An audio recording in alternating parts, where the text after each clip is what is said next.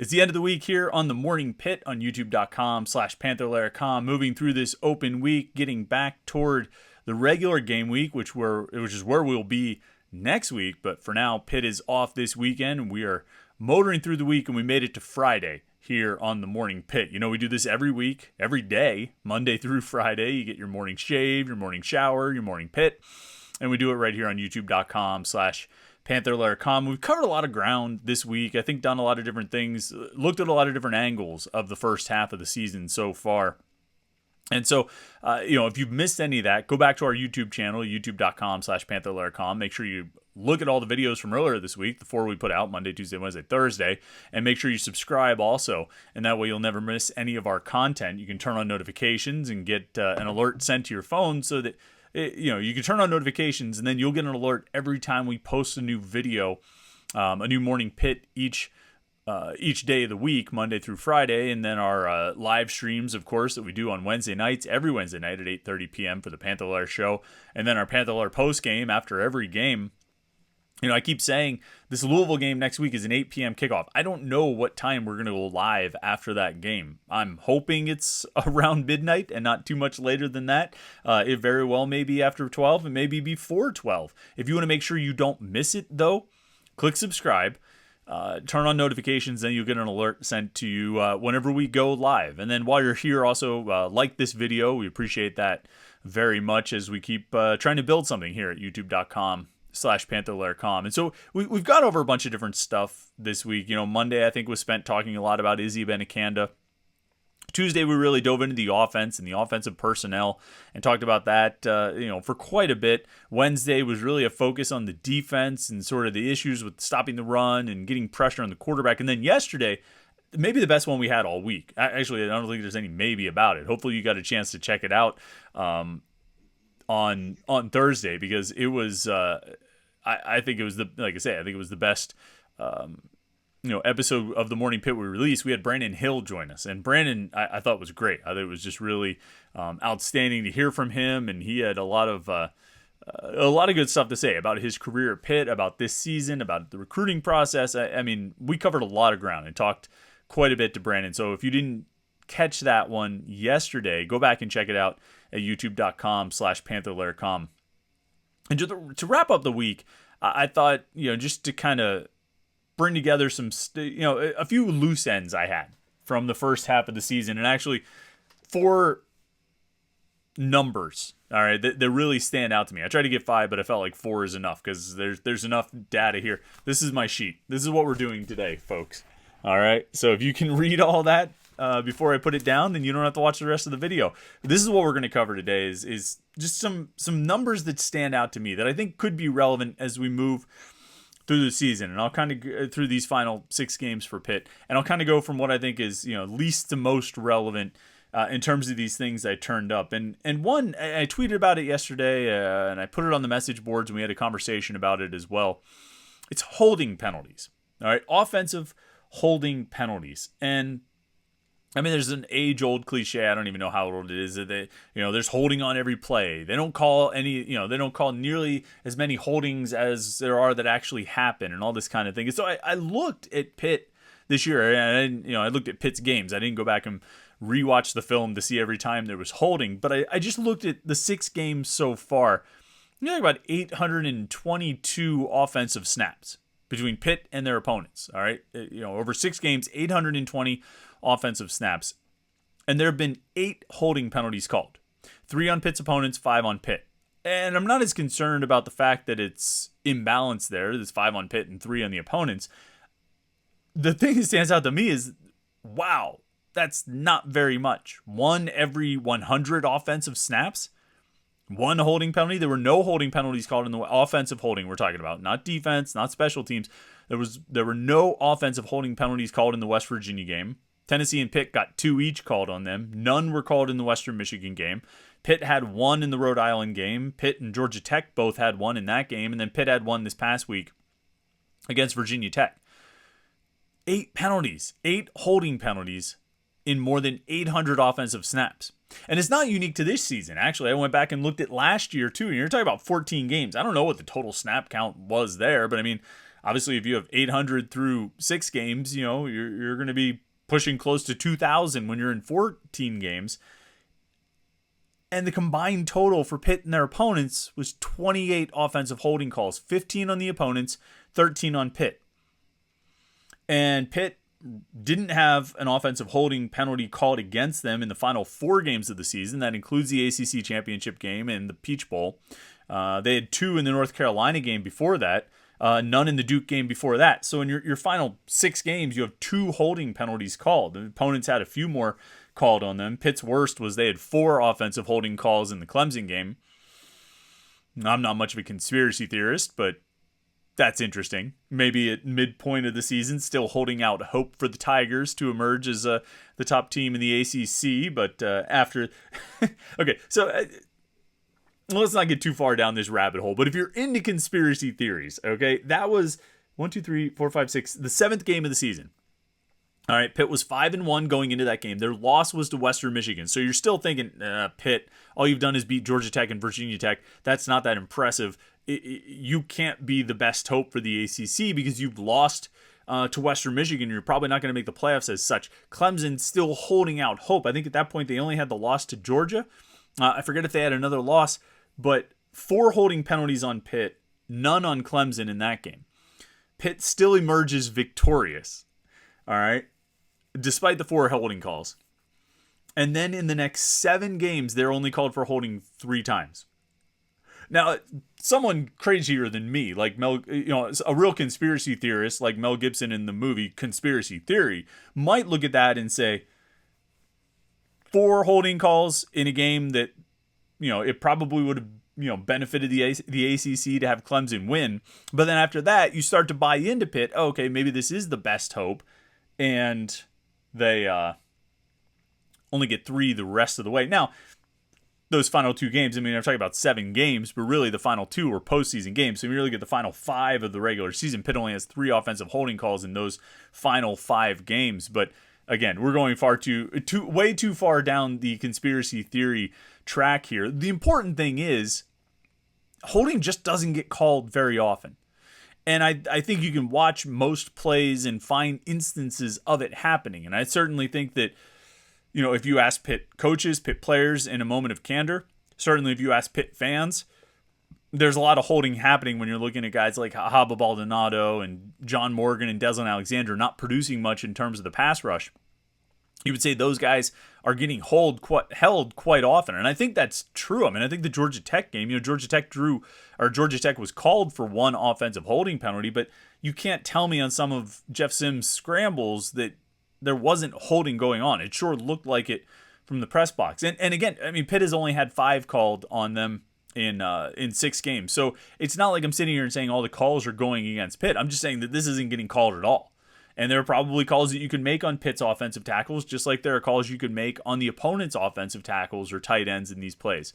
But it's just not getting called. And so, I don't know. It's something to think about. It's something to keep an eye on. It's an interesting stat. I'm not sure how you sort of manipulate that into something Pitt can do for the rest of the season. But it's kind of interesting. 800 plus snaps this season and only 8 offensive holding calls.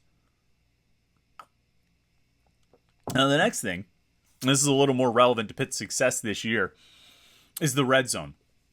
And if you've listened to these podcasts before, or if you've read stuff I've written on Panther-Lair.com or things I've written on Twitter or the message board, anywhere, you know that I hate the NCAA's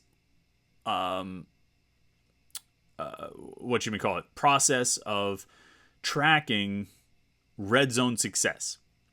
I think they get it all screwed up because they keep one stat for red zone success on the official NCAA website, and it is red zone scoring.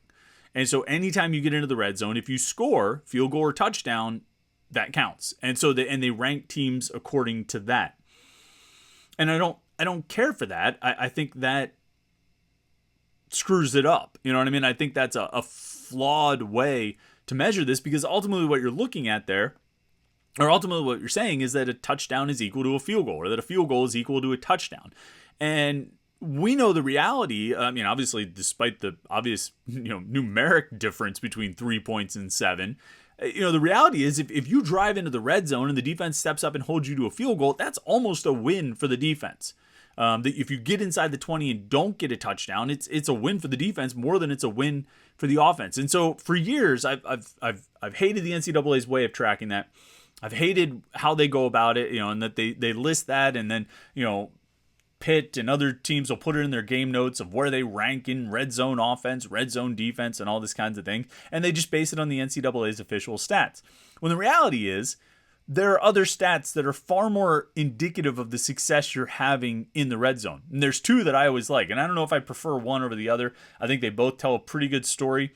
Both tell slightly different stories, but they're both really informative. And one is points per red zone possession, and the other is red zone touchdown percentage. And the red zone touchdown percentage is obviously, what percentage of your red zone trips end up with a touchdown, which I think is very, very important, because if you get into the red zone, you have to be thinking about the end zone. You have to be thinking about scoring touchdowns there, and that has to be your objective once you reach that point. And so that, red zone touchdown percentage tells you how successful you are in that ultimate goal, the main goal once you get inside the 20. And then the points per red zone possession, I think, incorporates the touchdowns, obviously, but then also does allow some success rate for you got into the red zone and you still came away with points. You didn't get pushed back out of the red zone. You didn't miss a field goal. You didn't try for it on fourth down and get nothing. And so those two, I think, are both really informative. And when you look at Pitt this year, not very good. Pitt is number 71 in red zone, in points per red zone possession, points per red zone attempt. And they're number 60 nationally in touchdown percentage, red zone touchdown percentage. So you're talking about outside the top 70 in points per red zone possession. You're talking about number 60 in touchdown percentage. That's not good enough. And for a comparison, if you want to know how good Pitt was last year compared to this year, they were number 13 in points per red zone possession last season. They were number 12 in red zone touchdown percentage. When that offense got into the red zone, they were scoring touchdowns more often than not. They scored 49 touchdowns from the red zone. Pitt this year is significantly worse and significantly less productive in getting into the red zone. They only have 3 passing touchdowns from the red zone this season, and I think 5 rushing touchdowns.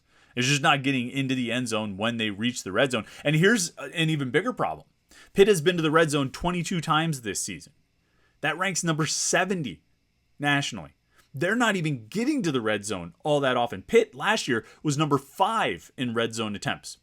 So not only was that offense good at converting red zone attempts and red zone possessions into touchdowns, but they were very good at getting to the red zone. And while, you want quick strike, you want to hit 30 and 40-yard touchdown plays. And look, Izzy Abanikanda had a bunch of touchdowns on Saturday that came from outside the red zone. So it doesn't tell the whole story to say that they're 70th in the country in red zone attempts.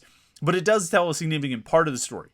It does tell, it does say something about your ability to move the ball, to drive the length of the field, and to get inside the 20. Last year's offense, very good at it. This year's offense, not so much. And so I think that, and there are a lot of ways to attack issues that you have in the red zone. If you struggle to get into the red zone, if you struggle to score from the red zone, I think there are a lot of things that can kind of go into that. I think Pitt's offense in 2019 and 2020 was not very good in scoring touchdowns from the red zone. And part of the problem, I thought at the time, was that they lacked a running game. And so, Mark Whipple had this passing offense set up. They were able to drive into the red zone fairly often and did a good job with that. But the problem was, once you got inside the red zone, the field gets shorter. You lose some of the options in your passing game. The defense is able to be condensed, and you can only go so far downfield. You've now gone from having 50, 60, 70 yards to work with to 30 or less.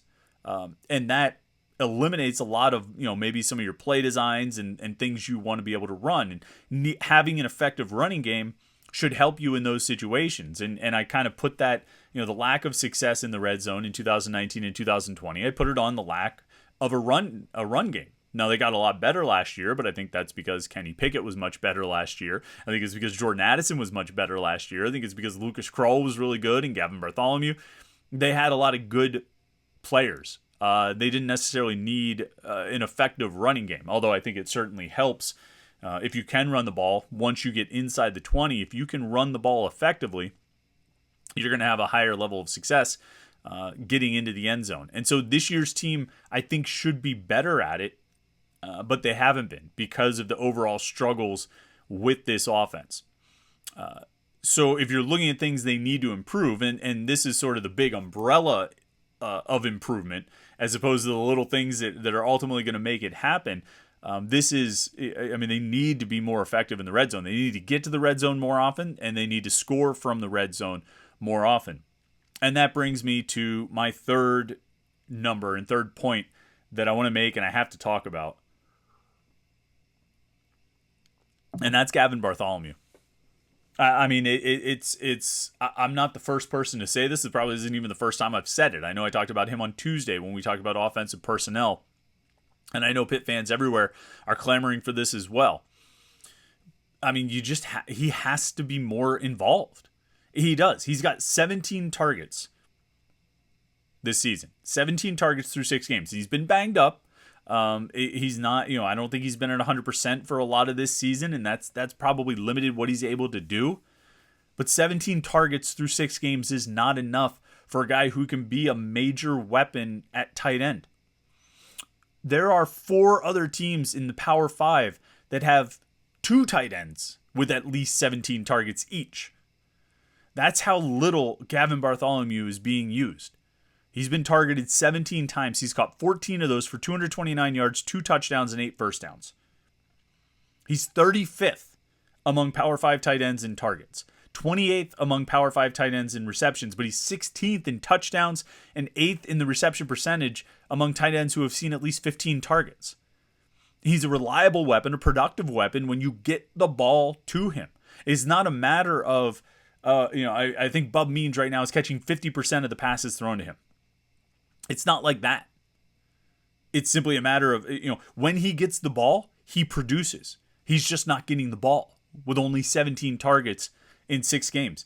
How about this stat? According to Pro Football Focus, all right, the NFL quarterback rating when throwing to Gavin Bartholomew this season, it's 158.0. That's 7th among Power 5 tight ends with, who have at least 15 targets or something like that. And the 6 guys ahead of him are tied with a 158.3, which is the perfect NFL quarterback rating. Like, that's the highest. Like, who the hell made a scale that tops out at 158.3? Like, the people who devised Fahrenheit are like, that's a really weird way to top out your numbers, man. 158.3 is the perfect NFL quarterback rating. Gavin Bartholomew right now, when you throw the ball to him, it's a 158.0 quarterback rating. 14 of 17 for 229 and 2 touchdowns. If you have a quarterback with that stat line, he had a really good game.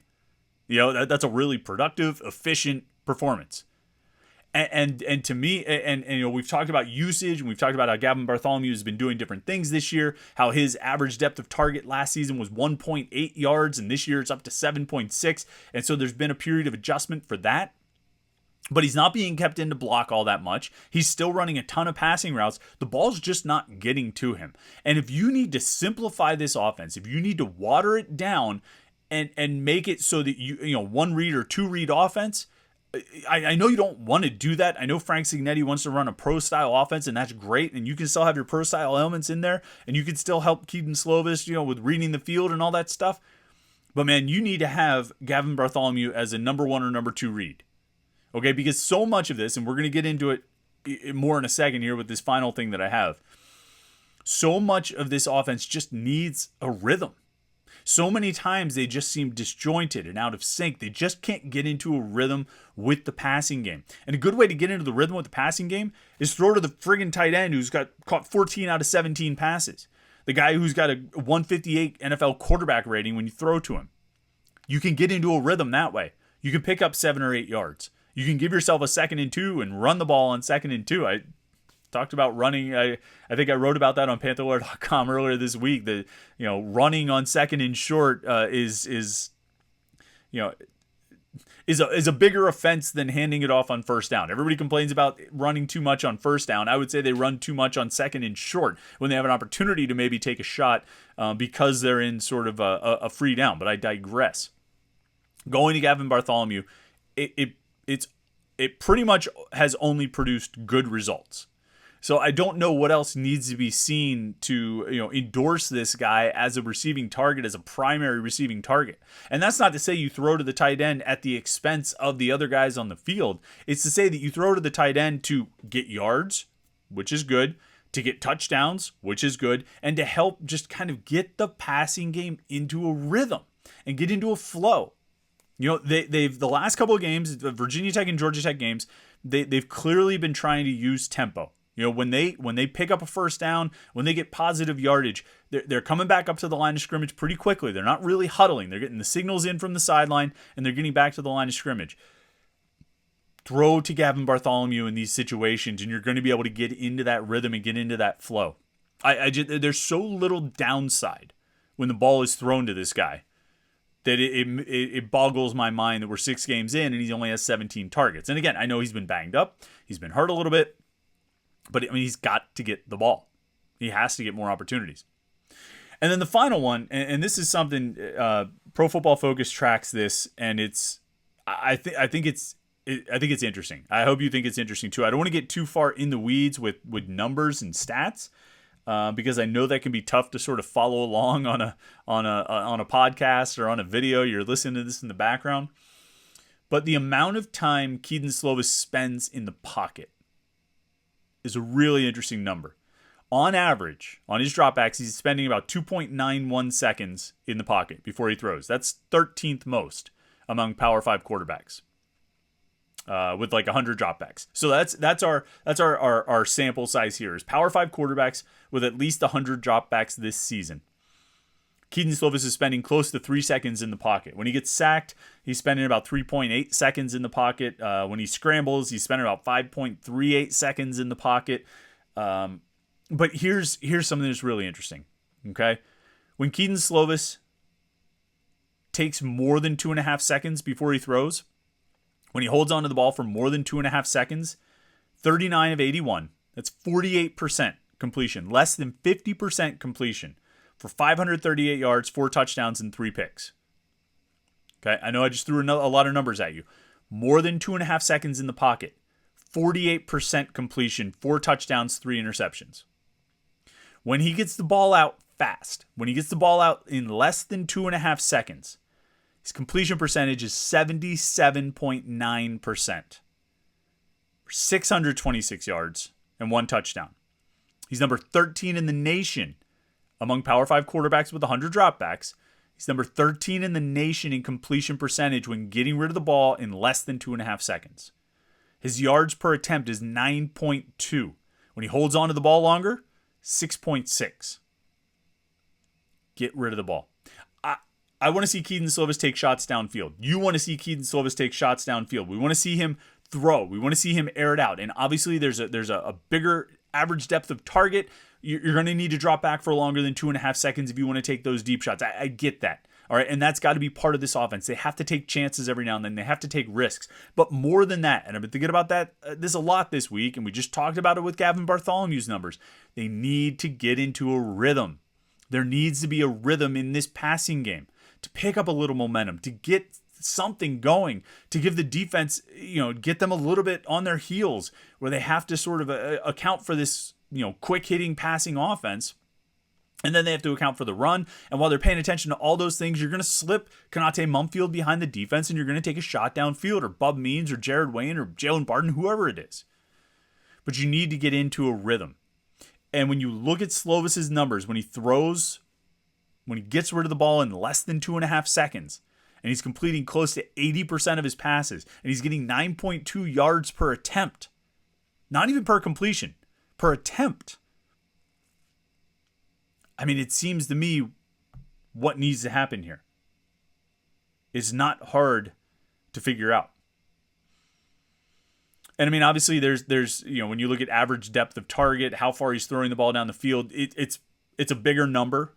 When he holds onto the ball for more than 2.5 seconds, his average depth of target is 13.6 yards on his throws, which is actually 32nd in the nation, tied with Caleb Williams from USC.